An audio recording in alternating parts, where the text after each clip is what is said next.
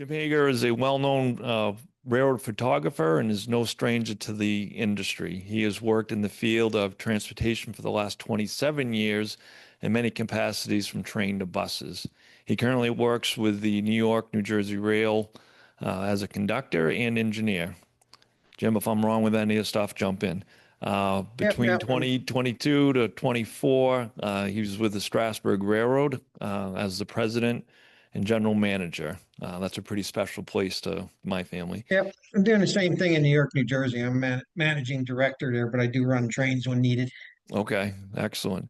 But Jim was responsible for, and again, jump in here, but the passengers with including entertainment, food, beverages, and freights, mechanical sides, all the different components. He's going to be doing a PowerPoint tonight on the Strasburg Railroad portion of his career. And again, a really special thing for me and my family. So it's pretty exciting. Um, Jim, there's some other things, but if you want to do some explanations to do an intro for yourself, I'll turn it over. And on behalf of the group, thank you for taking the time tonight to be doing this for us.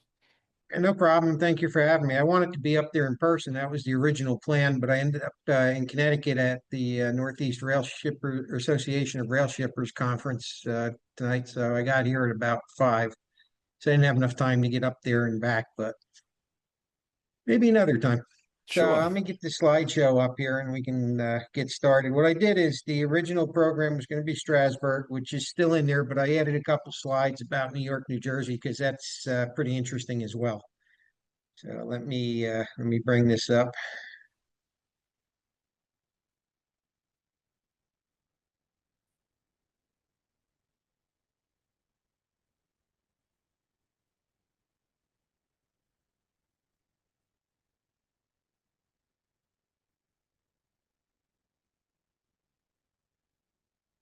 Oop, too many. Get back up a little bit. Okay, is that working? Can everybody see that? Good here. Okay. So anyway, about me, right now I'm managing director of New York, New Jersey Rail and the Port Jersey Railroad, which are both owned by the Port Authority of New York and New Jersey. Been in that position for a little over a year now.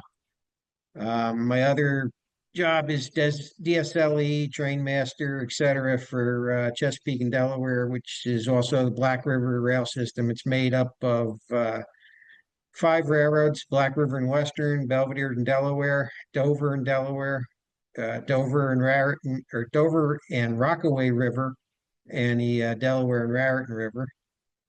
When I'm not doing that, I am president and captain of the Amwell Valley Fire Company in Ringoes, New Jersey, and I'm a member of Raritan Township's Office of Emergency Management.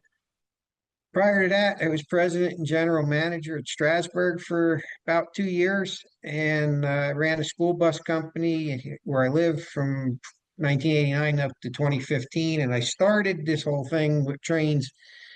If you want to go way, way back, I had a train set under the Christmas tree when I was like 2 that would run around like a Lionel set. And it just kind of escalated from there. Um, I started as with Black River as ride. I used to ride along on freight trains because two of the owners were introduced to me at a restaurant when I was in like 7th or 8th grade. They were eating in there, and my parents were eating in there, and it just kind of came together from there on. And I was in there. I was the engineer and conductor for Southern Rare in New Jersey part time for a few years from '98 to 2005. So that's pretty much me in a nutshell. We'll start the program with where I am now, New York, New Jersey Rail. It's a short line that runs in Jersey City, New Jersey, and Brooklyn, New York, and it's connected by floating barges. We have the only barge operation on the East Coast, so I thought that'd be kind of neat to share with you guys too. So we'll run through that. The picture here is the float bridge in Brooklyn. So New York, New Jersey Rail has 2 divisions, the Marine Division and the Port Jersey Division. New York Cross Harbor Railroad was established in 1983, derived from the Brooklyn East District Terminal, Bush Terminal, and New York Dock Railroads, and they all played a part in the history of industrial railroading and car float services around New York Harbor. New York, New Jersey Rail was established in 2005 with the acquisition of the New York Cross Harbor Railroad. We run the car floats 4 days a week. Currently, we're trying to do five if we can, but the tug company that we're under contract with doesn't do Mondays uh, for whatever reason. The trip is about 4.5 miles across the harbor. It takes about 45 minutes on average. The wind conditions, weather conditions, tides can limit operations. The barge is actually like a giant sail, so it becomes tough to handle if it's windy out. So the tug company can, refuse to take it that day for safety reasons. It also limits what we can put on there because if the tide's too high or too low, certain cars like the 90-foot flat cars and such, they can't make the grade up onto the barge. So it all kind of works out. The float bridges lift up and down. One's hydraulic, one's mechanical, and we kind of have to somebody has to be out there working the bridges while we're loading the cars. And so you'll hear if you're if you listen to the radio at all, if you're down that way, you'd hear, up a little, down a little right there. So it's kind of like a constant motion with it. New York, New Jersey Rail was purchased by the Port Authority of New York and New Jersey in 2008, and it's a continuation of over 100 years now of marine railroading. We own two metal trades built barges. They were both built in 2017. Each one has four tracks. They hold average of 18 cars, five on the outer tracks, four on the inner tracks. They're numbered 100 and 200. We operate with two crews, one in Brooklyn and one in Greenville. Both go on duty at 6 a.m. Monday through Friday. And the Brooklyn crew usually works Saturday mornings as well, also at 6. But because of the waiver, we can't call it 6. We have to call it 6:01. So that's what we do. On the weekends, traffic on New York, New Jersey includes beverages, building supplies, food, cement, flour. Got food in there twice. Ha, bad cut and paste. Machinery, metal, scrap, paper, pipe, recyclables, steel, new subway cars going over to Jersey City to get scrapped, new locomotives, new maintenance away equipment, and some non-hazmat oils. As I said earlier, we're the only remaining car float operation on the East Coast. There's only two in the United States, and the other one is in Alaska. In this picture, you have two of our locomotives on shoving onto the barge. That's one of the new New York City Transit hybrid locomotives. There's 25 of them coming. We're on number 14 right now. And then they just signed a contract for an extension on that. So I believe they're going to get another 30 or so. Locomotive wise, we have three Knoxville Locomotive Works SE10Bs, which are 1,000 horsepower. They were all built in May of 2015. They're low emissions diesels. They're 10 years old now, and they're maintained by Knoxville Locomotive Works. They have a mechanic that covers the New York and Philadelphia area, and if he's tied up or overwhelmed, they send somebody up from Tennessee to work on them. And we have one leased unit that's kind of a one-of-a-kind unit. It's called the TE 474E, of which we call the Franken Loco. It's part Alco, part EMD, part KLW, and part somebody. It's a little mixture of everything. It's kind of like an S2 with a Jeep long hood on it, and that's leased for a year for as our backup locomotive.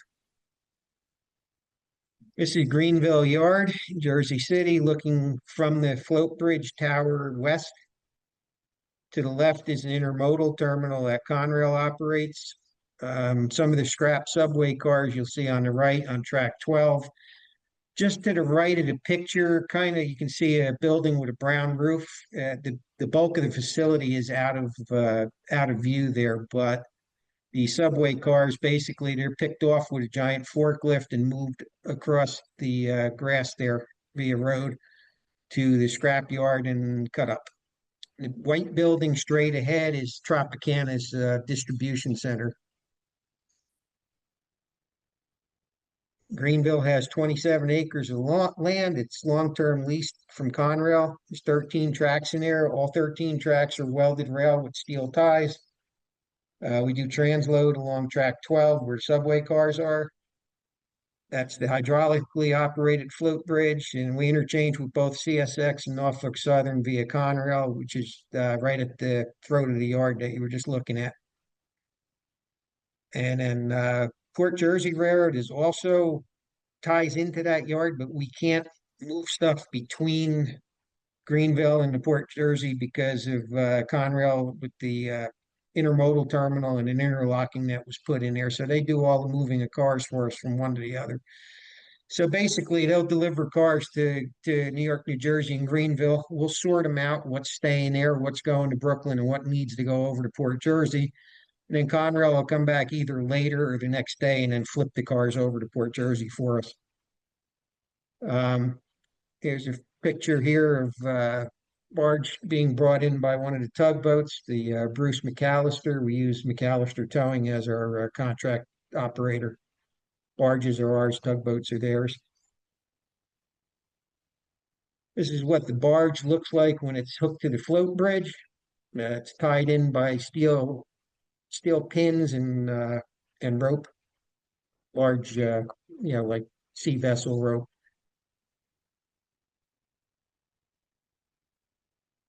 There's two locomotives unloading the barge over in Brooklyn at 65th Street. There's two bridges there, North Bridge and South Bridge. Right now, the North Bridge is the only one in service. The South Bridge is being restored, and then the North Bridge will be worked on after that. And over in New York, we have 33 acres of land that is leased from the New York EDC. 15 acres are used for transloading. We have loading dock and truck transfer space and ground storage space. 12 tracks, traditional jointed rail, nothing fancy over there. We interchange with the New York and Atlantic Railway, which we're their main bridge route for Norfolk Southern to get to New York City and Long Island markets. And we also connect with New York City Transit's South Brooklyn Railway. First Avenue Industrial Tract goes north out of 65th Street Yard, runs about a mile from 63rd Street to 39th Street. The majority of it sits right in the middle of First Avenue, so we have to deal with traffic and parking issues and stuff every time we try to go up there. There's a small yard there that's no longer used. That area is being redeveloped. The film company purchased some of the property there, and they're turning it into studios and such. That yard has about 5 tracks. The only thing we use in there is the runaround that's attached to the main. And as I said earlier, they go up there every Saturday morning, and sometimes, if necessary, in the middle of the week, on either Tuesday or Wednesday, depending on what the customers up there need. Now, the other division is the Port Jersey Railroad. That basically runs in between all the warehouses in the industrial district, right? They're all, like I said, they're basically connected, except for we can't connect them because of Conrail track in the middle. This is the I'll go back real quick. The tugboat operation, in case anybody was curious, it costs us about $5,000 a day to at $950 an hour to float cars back and forth. So that's a large chunk of change for that service. All right, Port Jersey was founded in 1970. It's a switching railroad in the industrial warehouse district along Port Jersey Boulevard, Colony Road, and Industrial Drive. It sits right pretty much alongside Route 440 and the New Jersey Turnpike. The old PJR had a Southern Railway NW2, which was number 1032, and they had 3, I'd say trackmobile, but they could have been something else, but they were rail car movers. I was little when they had them. They bought the 1197 later from Mopac, and that replaced the 1032. That short line was also acquired by the Port Authority in New York and New Jersey 2 years after they purchased New York, New Jersey Rail in 2010. That railroad operates Monday through Friday, some Saturdays, also on duty at 6 a.m. It's about a mile and 1.6 miles of main line, and there's a few spurs that come off of it. We have 7 customers. Traffic includes adult beverages, building supplies, food products, manufactured goods, paper. Um, we have 2 or 3 warehouses still that are available for lease there that can be rail served. We just actually are in the process of putting a siding back into one of them to move food products for Cargill. So we'll have another customer there. And same at it, we interchange with Conrail, and that gets us direct access to CSX and Norfolk Southern. Port Jersey operates with 2 locomotives, 1133, which is a former Union Pacific SW 1500, and 2293, which is a former Southern Pacific SW 1200. 1197, which was the locomotive that came with the railroad. That's old Mopac unit, as I said, it was built in 63. That is out of service and retired now. It may end up being a core for a genset or electric locomotive. Since we're owned by the Port Authority, they're very big on green power, electric locomotives, and hydrogen. They're talking all kinds of things other than your standard old diesel, which I like. Right, in this picture, the train's working Judge and Sons, which is our largest customer over there. They are a large distributor of beverages and alcohol. They have 3 sidings. They connect all the cars together. They go just straight across out the loading dock into one car, out that car into the next one, into the next one, using steel plates. So they have a pretty efficient operation, and they can move quite a few cars in and out in a day. That's the 1197. And that's the view from my office, which is the Statue of Liberty and New York skyline. So that's where I'm at now. If anybody has any questions, we can do that now, I guess, while we're on that part of the program. And then we'll move on when you're done with questions, if there's any, to the other railroads. So basically, I've gone from steam trains to car floats. It's kind of, I've hit both ends of the interesting railroads around the area. So we'll no questions. We'll just continue. I do have one question Go ahead, sir. on the barge. How much time does it take to go from the Jersey Shore to Brooklyn by barge? And secondly, what do you do in bad weather like snowstorms and things like that? Takes about 45 minutes on average, depending on what's going on. If it's fleet week or something, it becomes a nightmare. Um, it's actually, if I have to go over to Brooklyn, a lot of times I'll just ride the barge over because it's quicker than driving, even though it's not that far of a distance. It just takes forever. Weather, depending on the type of weather, the barge tugboat company won't go if it's too windy or too stormy and such.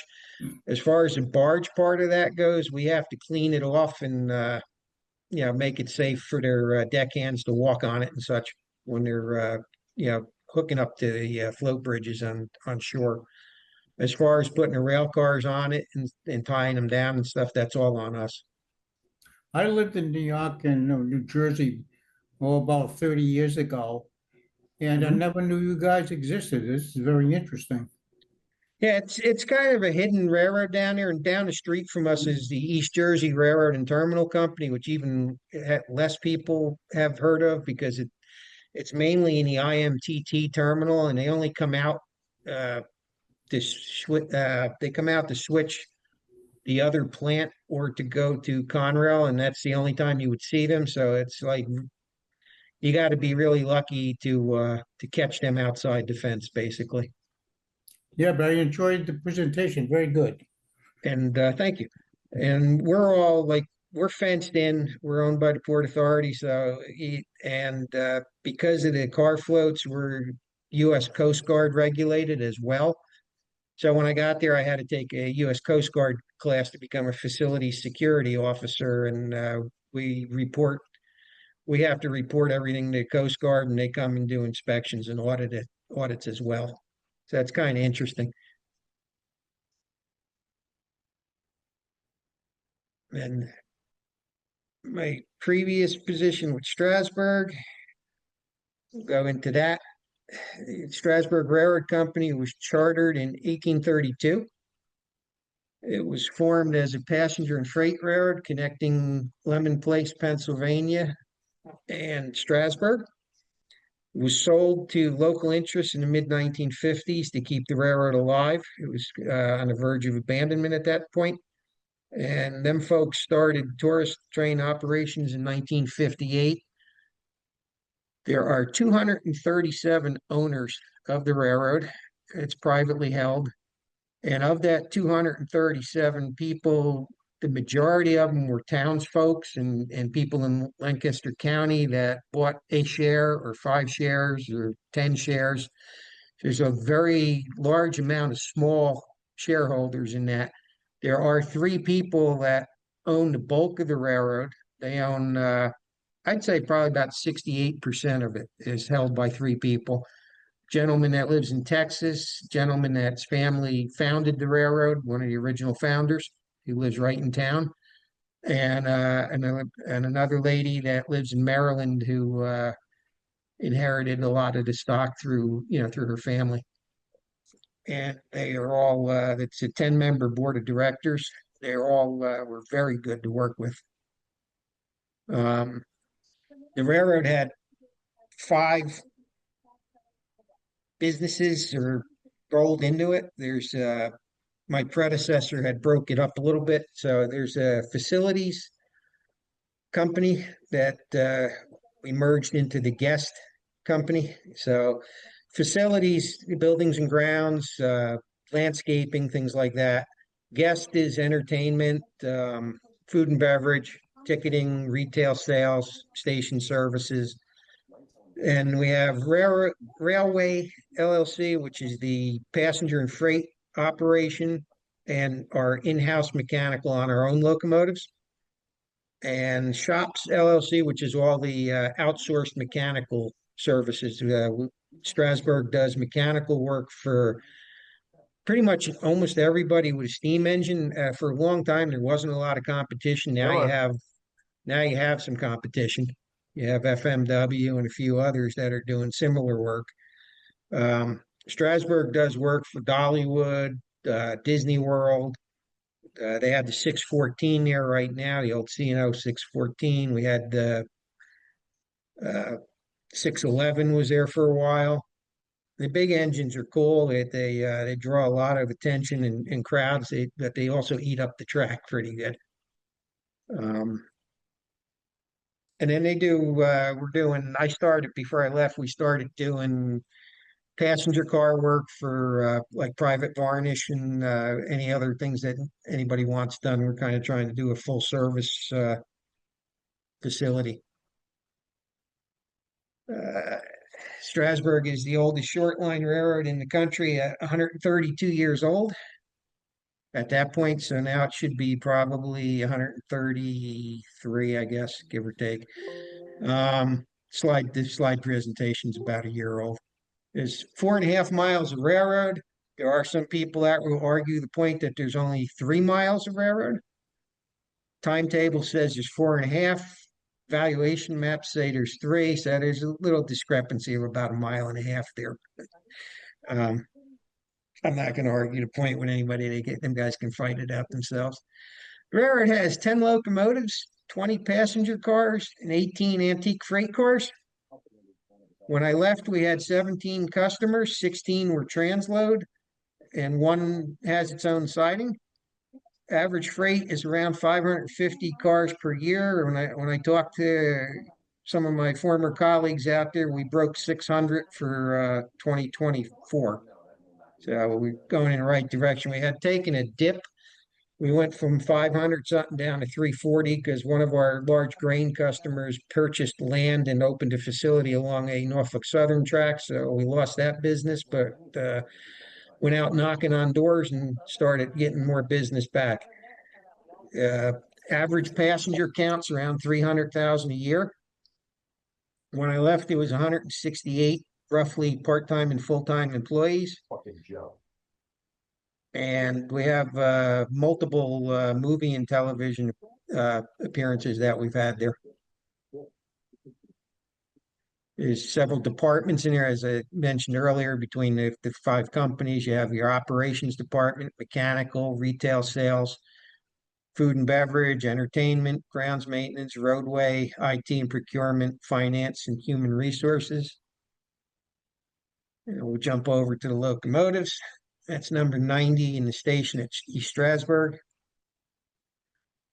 That's engine number 1. It's a Plymouth 20-ton unit. It was purchased new. It's the only engine the railroad purchased new. It runs on gasoline. The engine was refurbished in 2024. And it's almost, as you can see, it's just about 100 years old.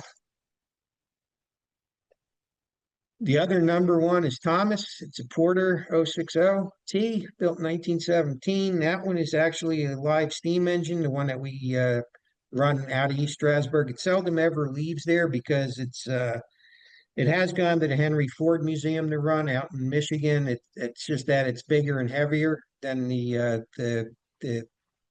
dummies that we have. Strasburg built all of these under contract with Mattel Toys, who owns the Thomas franchise. Number 2 is 10-ton Plymouth. It's decorated as Rusty, one of the Thomas characters in this picture. Number 10 is a motor car that used to belong to the Lancaster, Oxford, and Southern Railroad. It had ran for many years on Strasburg during the off seasons and such. When I left, it had a bad transmission that they were manufacturing some parts for. The shop is pretty much, the guys in that shop are extremely talented and capable of pretty much building anything or rebuilding anything.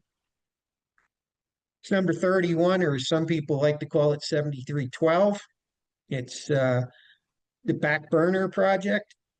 The thought process that I had was to continue working on it and have it out for the 200th anniversary in 2032.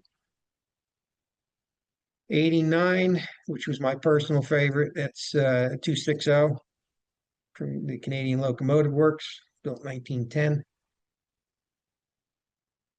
Number 90 again, it's Baldwin 210, which just celebrated its 100th birthday.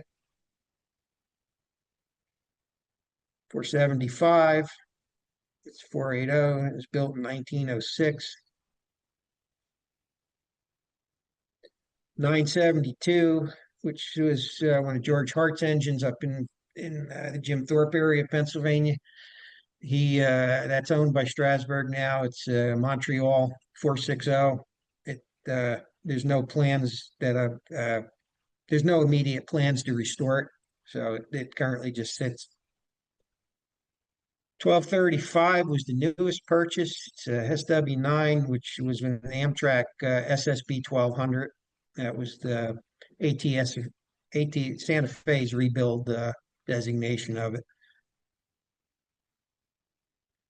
That's the freight workhorse, 8618. It does pretty much everything around the property. She was built in 1952. And these are the engines that are no longer on the property. Number 4, number 21, number 98, 1098, 9331, which is down on the Walkersville Southern Railroad in Maryland. 1223 and 7002 went across the street to the Railroad Museum of Pennsylvania.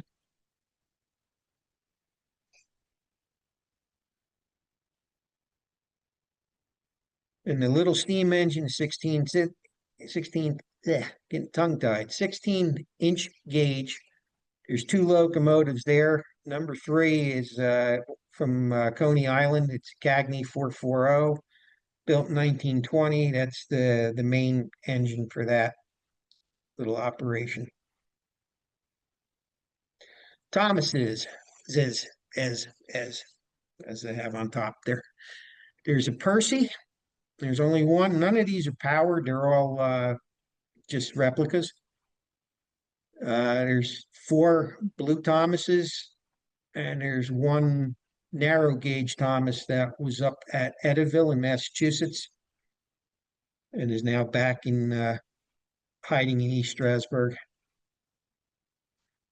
I don't think I put the picture in here, but if you in February when these things are being all prepped to go out on their national tours and stuff, there'll be three or four of them in the back shop in the three tracks in the engine house and that.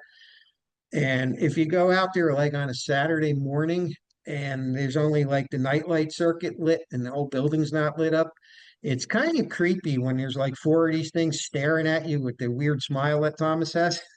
So you can picture that. Rolling stock. There's four open coaches. The Hello Dolly, the Pleasant View, the Daffodil Spring, and the Valley View. There's 10 coaches in a combine, and each one is named for either a location along the railroad or somebody that had a part in making the railroad what it is today.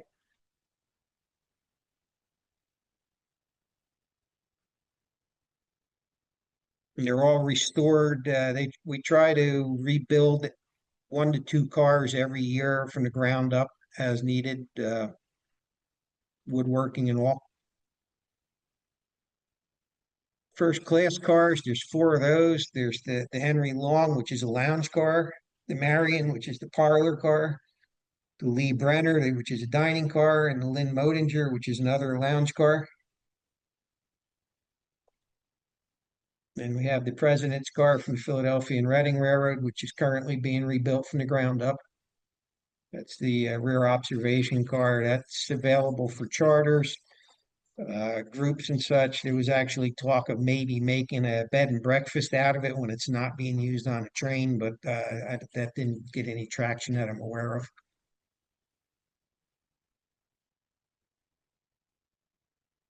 Some of the older vintage rolling stock, there's 3 baggage cars that are kind of cocooned and stuff is stored in them. That's the coaches rather that are cocooned. They can be rebuilt into coaches if business warrants. Baggage cars are regular steel baggage cars that are used for storage. Then there's 6 box cars, 2 tank cars, 2 cabooses, 3 flat cars, a gondola, 2 hoppers, 1 side dump car, the snowplow, and 1 refrigerated car.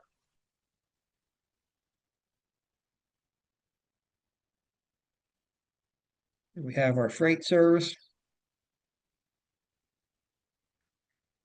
Traffic out there includes lumber, feed, fertilizer, aggregates, steel, food grade products, and other commodities. We both originate and receive freight there. So we have inbound freight and outbound freight.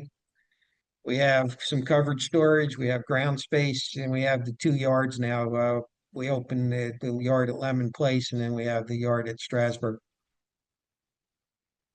And here we're transloading vegetable oil from a tank car into a truck. Lumber is a large commodity there. We have a few facilities that get lumber. One of the lumber customers is the one that has their own siding, and the rest are transload.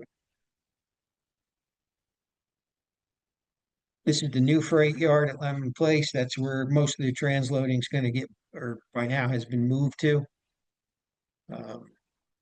That is also where the one customer is that has their own loading dock, which is Capital Forest Products.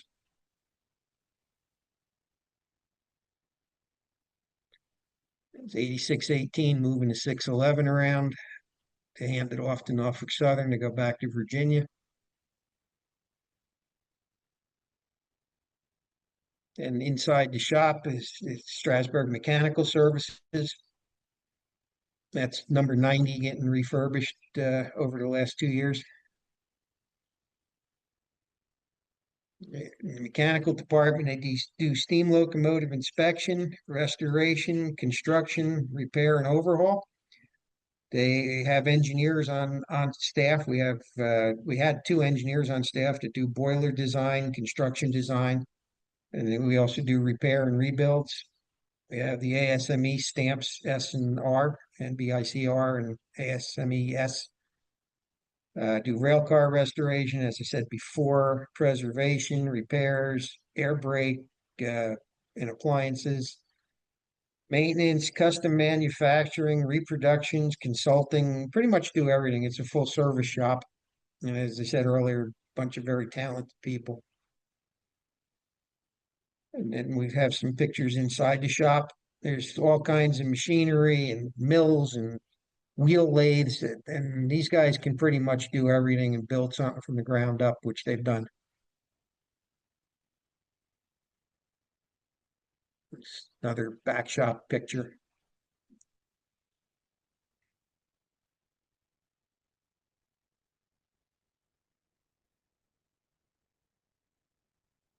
It's another one. Here's number one when it was getting the engine removed and refurbished in it.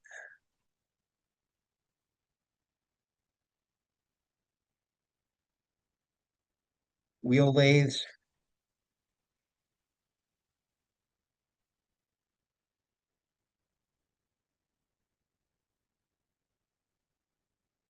Number 90 with some tubes getting changed out. It's January 24.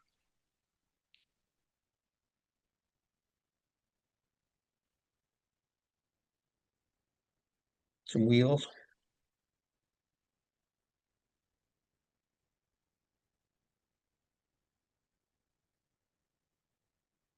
That would be the upside down boiler of the Great Smoky Mountain Railroad 722, which is ex Southern Railway Baldwin 280.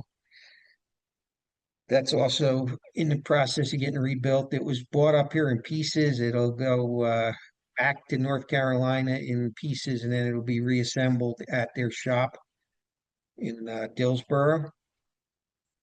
And I will probably go down to Strasburg. Will probably go down there and assist with putting it back together as part of the project. Coach getting some truck work done to it.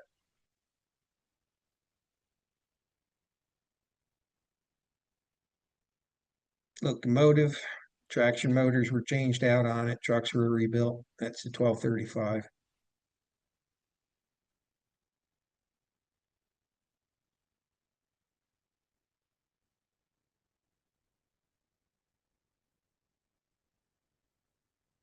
This is a boiler being built from scratch for a well-known theme park that we have NDAs not to discuss their business with it, but I can tell you I can go around that and say it's a theme park that is run by a rodent.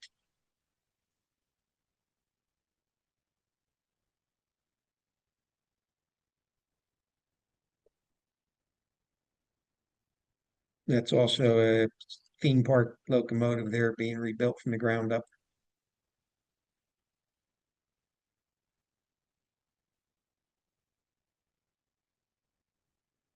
Goal is to refurbish two coaches every year, which includes everything from the ground up. They totally strip them down to the frame and just rebuild them from the ground up. We have a couple Amish woodworkers that come in and help with that, and we also have our own woodworkers on staff as well as painters, and again, full service shop with very talented people.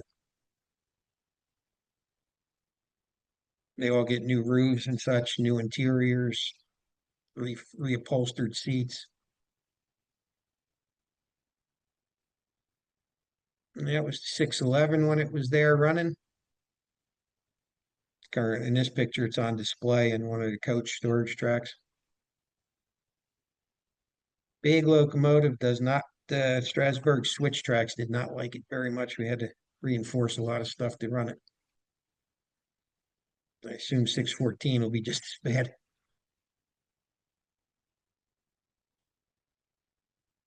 Inside the engine house, it's not quite as bright or modern as the shop is, but the guys work very well in the space that they have and what they have in there.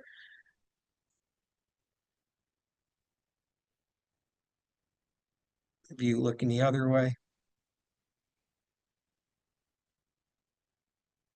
There's also an air brake shop inside this building where they do all their own brake work.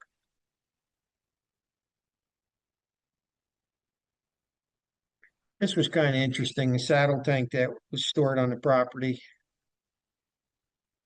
it went out to Ohio through arrangements with Venezia Enterprises, and Buchanan Transport supplied the truck. This truck was 194 foot long. It was interesting to watch them do this. We had some heavy duty tow trucks pulling the locomotive onto the trailer. All of those axles on that trailer are steerable, so that people walk with it and they go around all kinds of corners and tight spaces with it, like perfection. The weight of the thing was astronomical, so the saddle tank part had to be taken off and sent on a separate truck. Believe that was owned by the Timber Heritage Association, and then I believe it went to the Age of Steam Roundhouse out in Ohio. Another shot of it sitting in the trailer.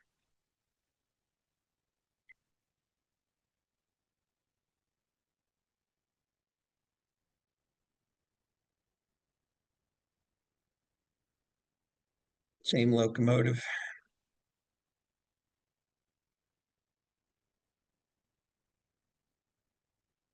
Miscellany, since it's a large tourist attraction and a pretty cool place actually. The buildings and grounds and facilities people, landscapers, they change everything by the season. So in this picture, it's Halloween time. You have the food service department, which provides lunch and dinner in-house and on the trains. Wine and cheese trains, anything to do with food. One of the things I did while I was there is I created Lefevre Hall. We had a naming contest for it. It was named after president that was there for a short time after Lynn Moedinger retired. That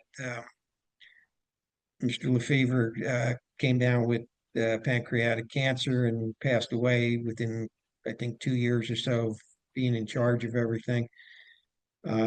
I never met him, so I don't know much about him, but there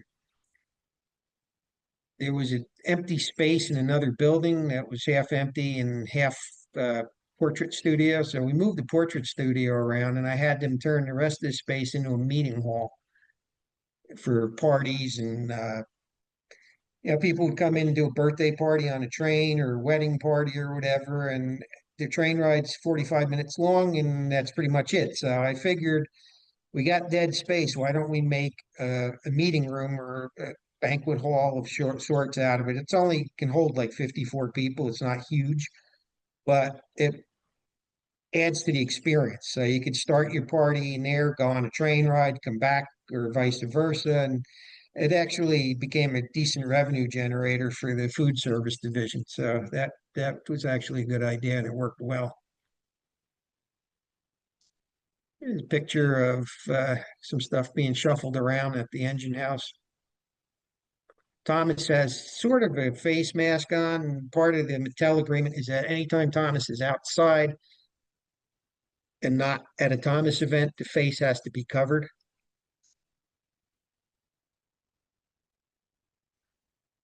Santa Claus is another big thing. And like most tourist railroads, Christmas is the cash cow. It's the make it or break it on the tourist trains. So Easter being second. Strasburg does a lot of Halloween stuff too.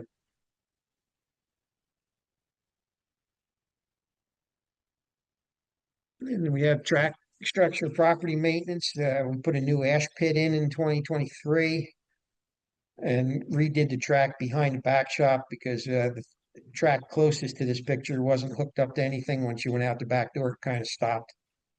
And the other projects at the coal dock needs to be refurbished, and about 300 ties need to go in to get everything all shored up in the area.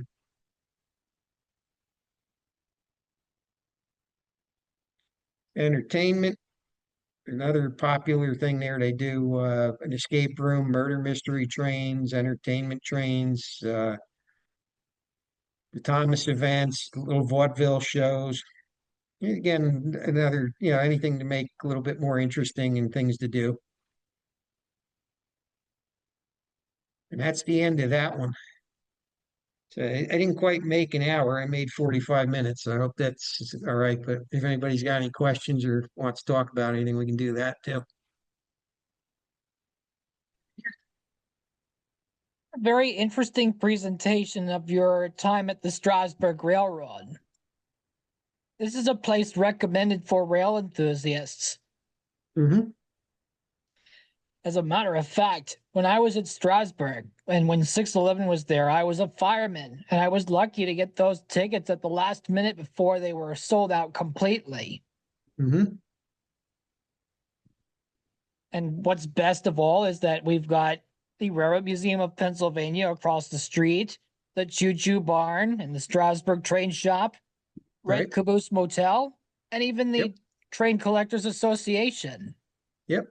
And the people that bought the Red Caboose Motel a couple years ago have turned that into a venue too. They have that banquet hall out back where they're doing weddings and different things. And they wanted to make a station stop out there, which it looked like I was talked about before I left, but I've seen pictures. It looks like they may have made a little walkway out to the tracks and that because they were thinking, as part of their wedding venue, they might be able to, uh, tie it in with a train ride.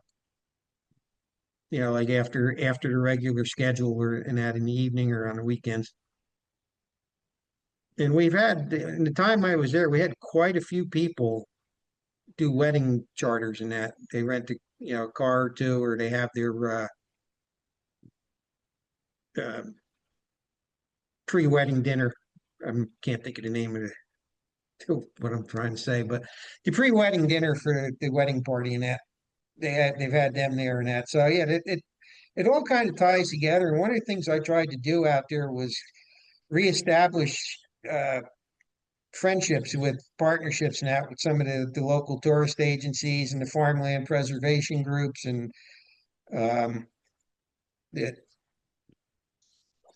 the Caboose people, the motel Caboose Motel people with the venue that they did. So we were trying to resurrect some partnerships, build some new partnerships, and go in the right direction. But it's a cool railroad by all means. Lots of activity too. Yep. Freight freight out there runs whenever it's needed. It could be one day a week, could be 5 days a week. Um, they try to do it in the morning before the trains run, but often they end up intermingling between the trains. They have that choreographed really well. It works. And most cars don't sit on the property. If they're empty, they go right back out again. Norfolk Southern would come in there overnight on Wednesday and overnight on Saturday were the 2 days that they interchanged.